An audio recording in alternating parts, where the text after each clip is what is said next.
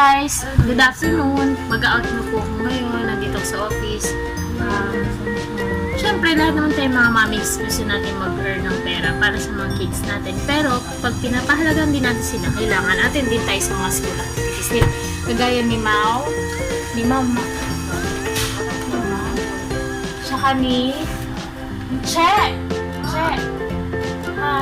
Yan, mga responsible mommy. Si Con, mas camera siya isa.